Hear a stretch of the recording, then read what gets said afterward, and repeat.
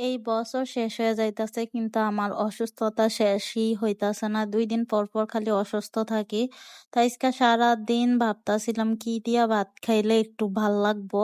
সারাদিন ভাবাভাবির পর সন্ধ্যার দিকে আইছি রানতে।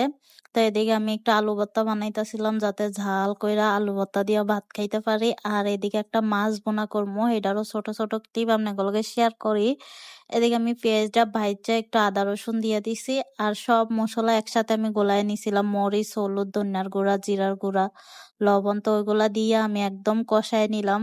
ইন ডিটেলস দেই নাই কারণ সবাই ভুনা করতে পারে, মাঝে মাঝে মানে শেয়ার করতে ইচ্ছা করে এলিগা। তো আজকে আমি রুই মাছ শেয়ার করতেছি ৩ পিসের মতো, যেহেতু আমি একলা এই ৩ পিসই আমার লেগা মানে বেশি হয়ে যাইব। তারপরও ৩ পিস করতেছি, তো প্রায় হয়ে আসছে এদিকে আমার বুনাটা।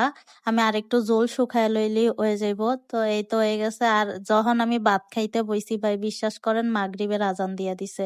অসুস্থ থাকলে এরকমই হয়।